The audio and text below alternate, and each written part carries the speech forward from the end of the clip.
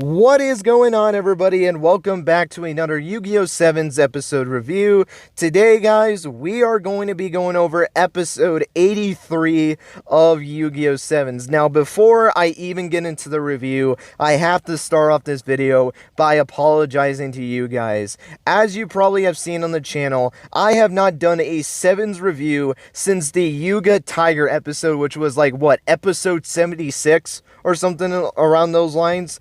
Yeah, I haven't done a Sevens review in a minute, and I just want to start off by apologizing for that. Just the end of 2021 was really hard for wanting to get content out because of the holidays and all that stuff. It just made it really hard to get videos out to you guys, and even going into 2022, coming off of the holidays and just trying to get back into the flow of YouTube has been a little weird, if I'm going to be completely honest, but I'm trying my best to kind of get back into it. Plus, I kind of get a little sidetracked because of a little game that came out pretty recently, which you guys might be seeing a little discussion on it on the channel in the near future. I'm just waiting for a certain thing that I can get access to before I can actually do a review on it. So be on the lookout for that. But I think I'm comfortable enough to come back to YouTube and to start doing Sevens reviews again, because obviously we're nearing the end of Yu-Gi-Oh! Sevens, so we gotta end this off strong by going over the rest of the episodes of Yu-Gi-Oh! Sevens. And I do want to make this announcement right now. Some point in the near future, I am going to be going back through Yu-Gi-Oh! Sevens, and all of the episodes that I missed, excluding the recaps, I will be doing reviews on those episodes. That way, I can end off Yu-Gi-Oh! Sevens, or even if it does go into Yu-Gi-Oh! 8, I will essentially have every episode reviewed for Yu-Gi-Oh! Sevens. That way, you guys can come back if you want to relive Sevens through my reviews. You guys can go and do that. I'll have all of the episodes reviewed, hopefully, except for the recaps, because there's no point in really revealing those episodes. And that's essentially what I want to try to do, since, you know, Sevens is going to be ending very soon. Even if it goes into Yu-Gi-Oh! 8, that's completely fine. I don't really care. So, I just wanted to kind of make that quick announcement real quick, and just, again, apologize for just the lack of not only Sevens content on the channel, but just content in general. So, now that I've gotten that all out of the way, without further ado, let's not waste any more time, and let's get right into it. So, generally speaking, what were my thoughts on episode 83 of Yu-Gi-Oh! Sevens?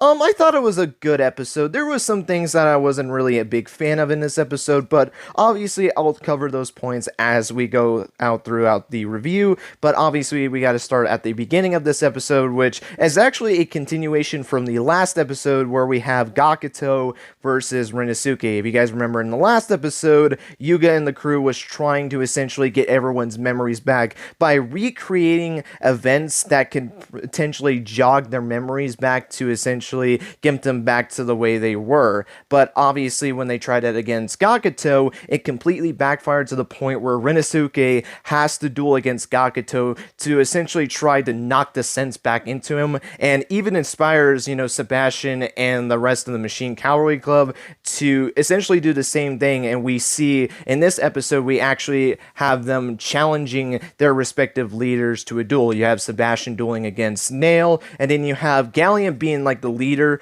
for this, but obviously you have, you know, Schwer the Pigeon and Caterpillar also being in the background supporting Galliant. So essentially the four of them are dueling against Asana, and then obviously you have Rasuke alongside with Ranze, you know, drawing the cards from going up against Gakuto. And the episode starts off, you know, we're still in the middle of Gakuto's turn. I believe he has Chemi Ruler, I think, is the one he has on the field. It's the one with the horse. It's either Chemi Ruler or it might be Semi Ruler. No, I think Semi Ruler is the white one that he summons later on, that he ends up fusing, which I'll talk about that in a little bit. But I'm pretty sure this one is Chemi Ruler, and then the other one is Semi Ruler. If I'm completely wrong in that, feel free to yell at me in the comments, because I'm not really good with remembering the Rush Duel cards, if I'm going to be completely honest. So if I'm wrong, feel free to yell at me in the comments. But he has Chemi Ruler on the field. He summons Yami Ruler to the field in this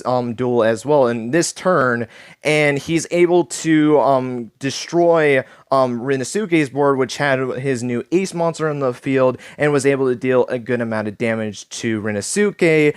And this is where things get a little bit interesting in the duel. So you have Rinosuke exchanging a little dialogue with Gakuto to the point where he decides to try a little tactic on him to essentially try to re-jog his memory.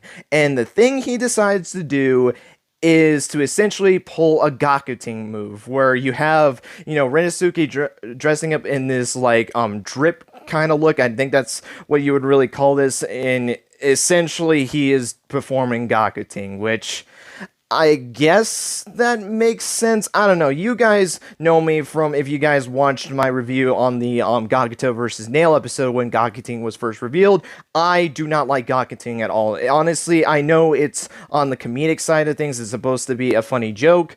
I don't think it's really that funny, if I'm going to be completely honest. I really didn't get any humor from it whatsoever, so the fact that they, are bringing it back up to jog Gakuto's memory, I mean, it makes sense because I don't know what else you could really do besides, doing, like, past memory, stuff like that, and, like, trying to relive the past by talking it to Gakuto, but I feel like this is probably the best thing that you can do with them, because when you look at Nail versus Sebastian and Galliant versus Asana, the way they were able to do it is by summoning their maximum monsters. You have Galliant summoning, Asana's maximum, which I will say this, I really did like that scene before he summons the maximum monster, where essentially he gets the 3 ID cards from the others, Swir, the Pigeon, and Caterpillar, which, let me just start off by saying this.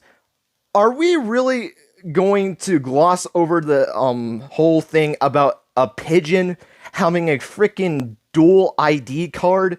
I mean, I know, you had a monkey duel in GX and you had a dog dueling in Zexal, but now we're going to the point where this thing has its own freaking account. I thought he was just dueling in the place of Swir and was just essentially using his account.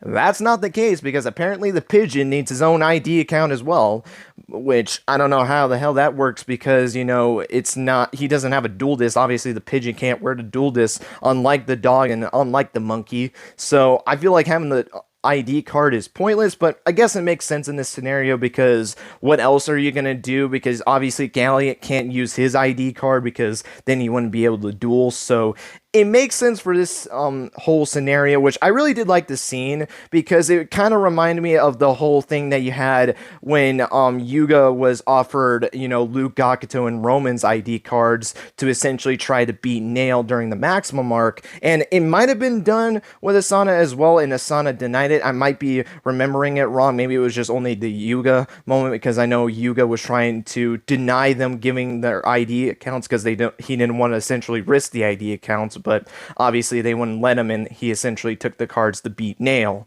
But you had that moment, which I really did like that moment. You have him summoning, Asana's maximum monster to the field, and then you have, Sebastian, summoning Yugioh Dragon to his field as well. So you have these two essentially going to try to jog their memories by using these maximum monsters to deal damage to them and maybe knock the sense back into them to make them regain their memories, while you have Rinosuke and Ronze doing their own way of doing it, because obviously Gakuto doesn't have a maximum monster, and they don't have any of his fusion monsters, so they are essentially going to try to do it by doing the whole Gakuting trope. And even Ronze gets into it a little bit, so they go and do their turn. They're able to perform a fusion summon during this duel as well, and was able to deal big damage to Gakuto, and in a sense, Rinosuke and Ronze were able to knock the sense back into Gakuto to where he was able to regain his memories. Heck, even before the attack, we start to see Gakuto trying to regain his memories, because obviously when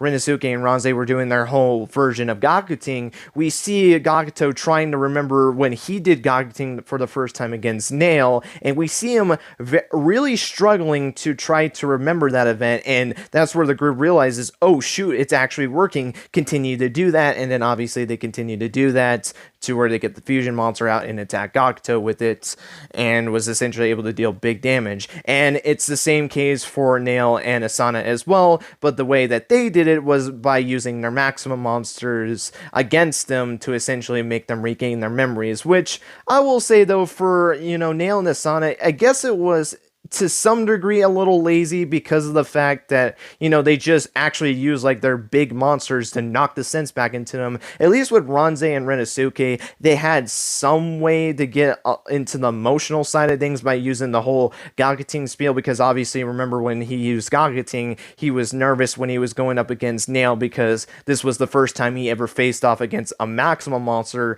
and he knows how strong Nail is, so he was very nervous going into that duel, and essentially tried to do this Gakuting thing to calm his nerves down before, Rinosuke kind of got his sense back a little bit, and that's how he's able to nick that draw off against Nail. But we see them essentially get the sense knocked back into them, and this is where everything changes, because obviously you have, Gakuto getting ready to do his turn, and he has his two goons, which I didn't even mention him in the duel. He had two goons right beside him, essentially holding the cards for him and drawing the cards for him, similar to how, Ranze was doing it for Rinosuke. Gakuto actually stops them from helping him draw his cards, and essentially we see him put back on the kimono that we know Gakuto to wear, and we realize that the Gakuto that we all know and love is now back, and we see him have this great final turn where he's able to get out his final fusion monster in his deck, which was really cool to see. We knew that this was going to come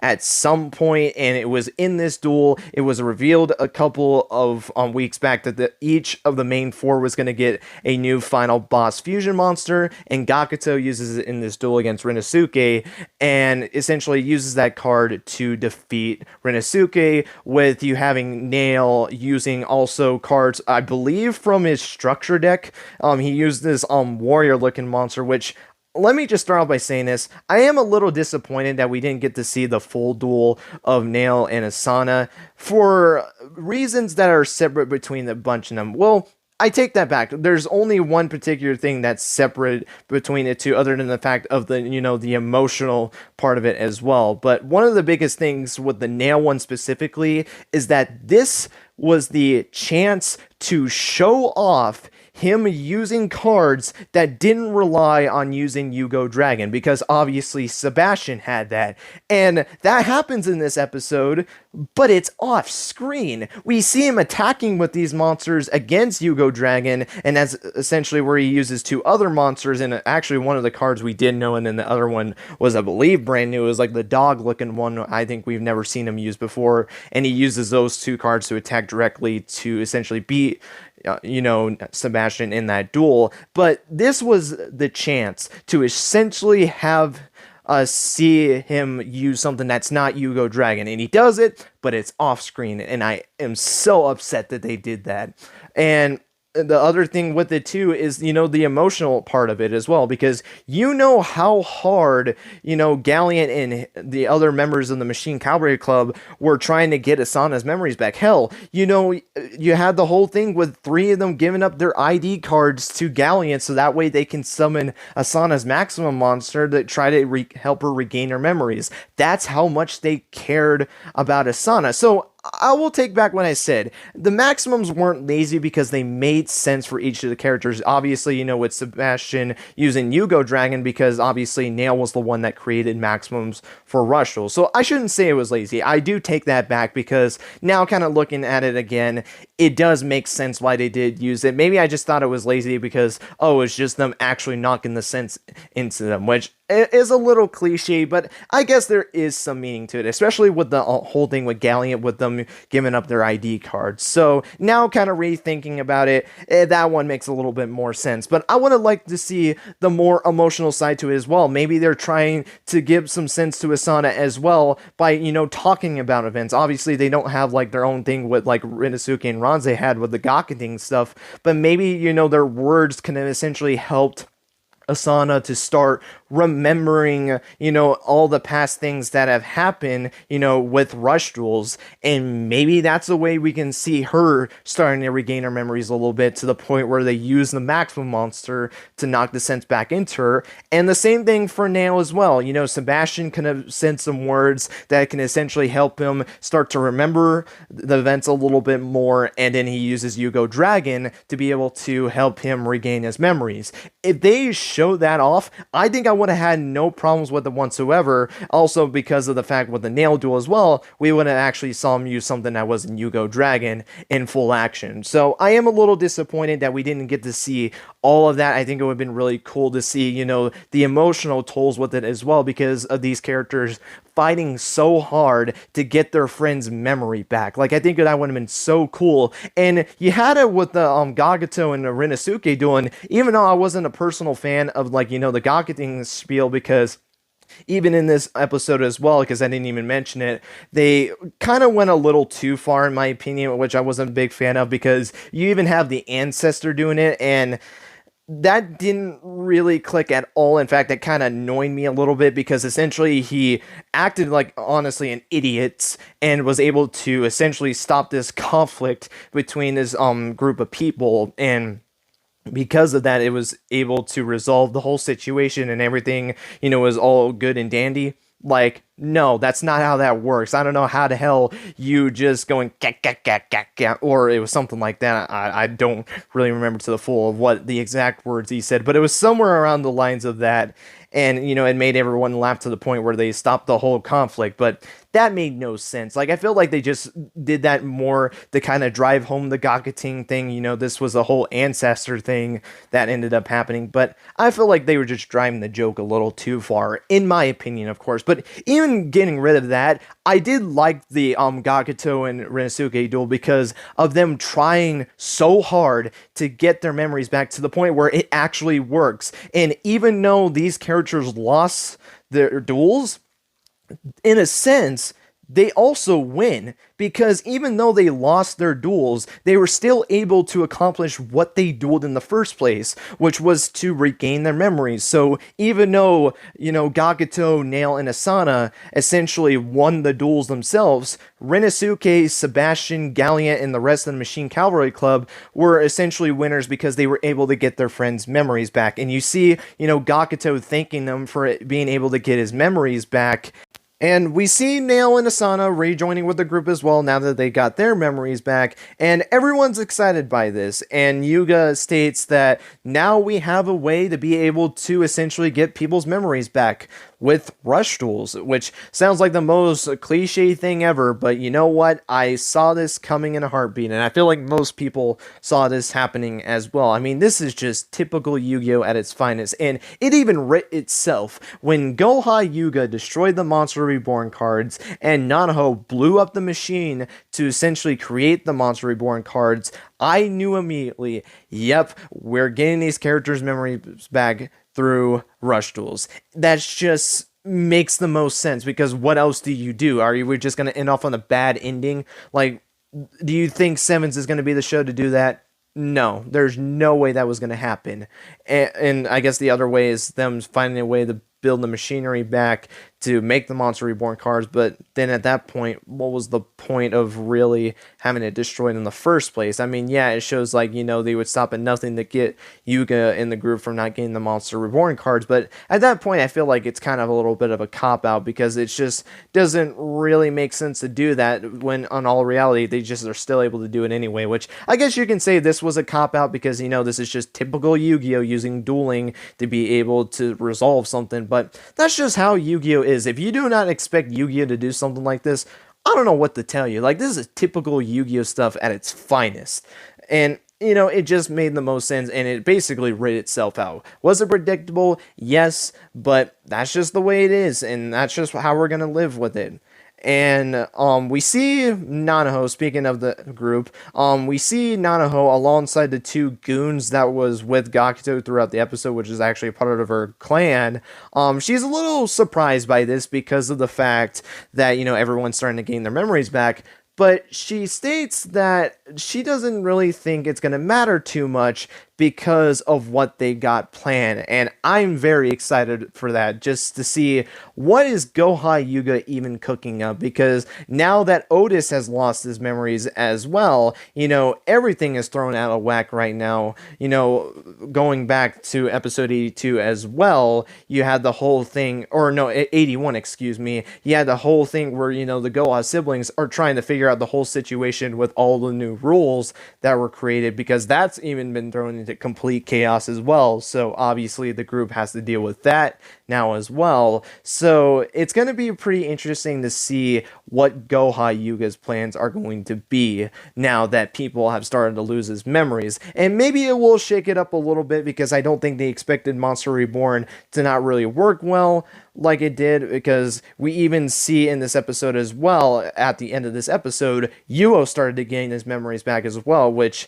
is a little weird because of the way it was done. He was just able to look at Rush Duel cards. Mimi tells him that, oh yeah, those are Rush Duel cards, and he starts to gain his memories back a little bit. Not fully, but more than likely he's going to gain his memories back, which makes Monster Reborn not seem as powerful. So again, that makes it very interesting to see, like, what Goha Yuga's plans are going to be. But with that being said, that's really it. I don't really think there's much else to talk about. Actually, you know what? There is something to talk about. It's real quick, not much kind of can be talked about it, but I feel like it is worth mentioning it. Roman in this episode, we saw Roman a couple of times in this episode. She's trying to record something with Princess G, which is a little weird. I don't know how the hell that happened. I hope that kind of gets explained some point in the near future, but they are essentially, recording something, and Roman is just not having a good time right now, because we see one of her strings, come off of her guitar, and she just seems stressed out, like just nothing is going right for her. So that's just going to be something very interesting to look forward to as well when we get into the whole conflict with Roman. And I want to know, where the hell is Roa? Because we haven't seen Roa at all ever since he got his memories wiped. Yeah, he was mentioned in episode 82 when, they were trying to get Roman to reenact, Rush Duels being created, but obviously that never worked. So you had that, but other than that, we haven't seen Roa this entire, arc ever since he's lost his memories. So I want to know that whole situation, because we haven't seen Roman, perform at all. We saw Roman perform something solo, but we haven't seen anything from Roa and just the rest of the group. Where the heck is Geta and Yoshio at? There is a lot that needs to be discussed with those. And I do think we're going to be getting into them pretty soon in the next couple of episodes, because obviously the only characters that we have to go after now is Roa and Roman. So that's going to be very interesting to look forward to as well. But with that being said, again, that's really much it for this episode. But before I end off this review, I feel like there is one other thing I need to talk about in regards to this episode, and it has to do with the end of Sevens. Obviously, we know that Sevens is going to be ending very soon, and a big aspect with it is that we got to look forward to these characters' final duels of the show. And my question to you guys, and I want to know your guys' thoughts on this, do you guys believe that we had witnessed Gakuto, Asana, and Nail's final duel of the show? And me personally, I've thought about it for a little bit, and I do think this is going to be their final duels. Again, I want to know your guys' thoughts on it. I know I'm probably on the unpopular opinion side of things, but hear me out on this.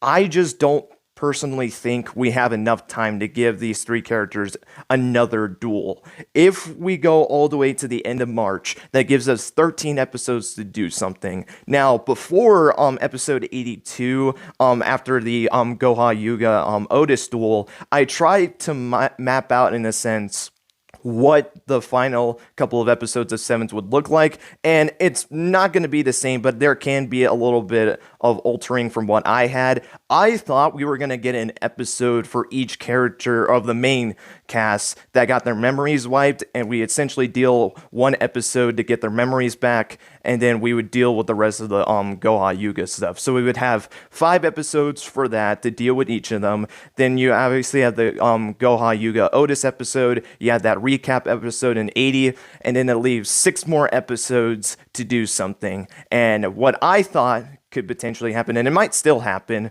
is that we see a 2-part Nanaho duel, because Nanaho has to do something in this arc. Like, she actually has to face off against someone in this, which, keep that in mind, because I know some people are going to be putting a certain character against them that I'm going to have to put a stop to on that. But we have that I think will happen. Goha Yuga obviously is going to be dealt with, and it's going to be Goha Yuga versus Odo Yuga. It cannot be anyone else besides Yuga to face off against Goha Yuga. So we have that, which I do think is going to be a 2-parter. And then we have the Ceremonial Duel, which I do believe is going to be a 2-parter as well, rounding out the 13 episodes. But now that we had this little situation this episode where they did 3 characters in 2 episodes, this leaves, for what the way I laid it out to be, it gives 1 additional episode to do something, which I do think that there's a good chance that probably will be like a plot episode in a sense. So essentially what would happen is that, after we deal with, Roa and Roman, they'll have that 1 episode to essentially show off what Goha Yuga's plans are going to be. Then you have them dealing with Nanaho, then Goha Yuga, and then the Ceremonial Duel. That's how I see this show ending. But to be fair, I was wrong, because I didn't think that they were going to try to combine characters into 1 episode. I just didn't think they were going to do that. But obviously they went down that route because they had 3 characters duel in a span of 2 episodes. So it's possible that we might get more episodes, but I just don't really see them doing that again. And looking at the Nanaho thing, now this gets very interesting. Obviously, I think these are these characters' final duels. I know a lot of people, based off of the structure I made, this essentially would mean that Gakuto would be dueling against Nanaho. I have to disagree on that.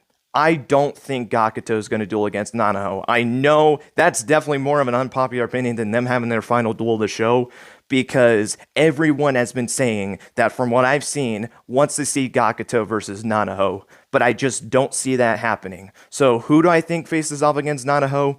I think it's going to be Luke. Now, hear me out on this. I know people are not going to like this, but there is a reason why I think Luke can still fit. First off, he needs to duel at some point, because what, are we just going to have to bank on him being one of the duelists for a ceremonial duel, which more than likely will be the case, but again, that's something like, do we really try to bank on that? Because that could be another duelist that duels against Yuga. The only know we're guaranteed of with the ceremonial duel is that it's going to be Yuga. It can't be anyone else. It's always the protagonist that does the ceremonial duel.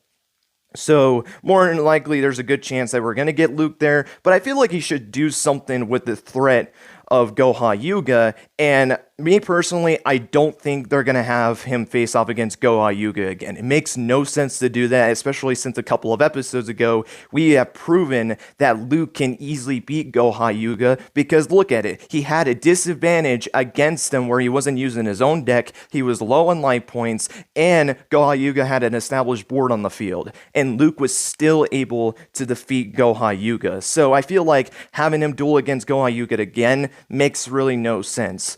So with that in mind, it makes sense for him to face off against Nanaho, and I do think there is a reason that Luke can have the duel against Nanaho, because remember, Nanaho is the one that essentially caused all this, because she used the Monster Reborn on Swirly, which helped him return back into Goha Yuga. So a great way for, Luke to essentially avenge Swirly, because we know that Luke cared for Swirly a whole lot and still calls Goha Yuga Swirly. It would make sense for Luke to duel against Nanaho, the one who essentially created the monster of Goha Yuga. So, in my opinion, I think it makes sense, but I know people are going to disagree on that, because obviously with the whole clan thing with Gakuto, it makes sense, but the reason I don't see that either is because, okay, you give Gakuto another duel, Luke has potentially one or no duels this arc, and then Roman has one duel. Like, I just feel like that makes no sense whatsoever. I feel like where Gakuto and Roman are in the main 4 group, I feel like they're equally the 3rd most important character of the show, and I just feel like giving Gakuto another duel over Roman, because I don't see Roman getting another duel either, honestly, and Roa for that matter as well. So for Gakuto to just randomly had a duel out of nowhere, I just can't see that happening personally. But obviously, I would like to know your guys' thoughts on that, and if you agree with me on that or not. But with that being said, that's going to be it for this episode review. Hope you guys enjoyed. Let me know your guys' thoughts on episode 83. Did you guys like the episode? Did you think it was okay, or did you not really like the episode at all? Let me know your guys' thoughts on Gakuto versus Rasuke. Did you think it was a good duel or not? And same goes for Nail versus Sebastian and Asana versus Galliant and the rest of the Machine Cavalry Club. Are you satisfied what they did with those two duels, or do you wish we got to see the duels in full? And let me know, do you guys think that this is going to be Gakuto, Nail, and Asana's final duel of the show? Would love to know your guys' thoughts on that. But with that being said, that's going to be it. Thank you guys so much for watching. And until next time, guys, take care and have yourselves a great rest of your day.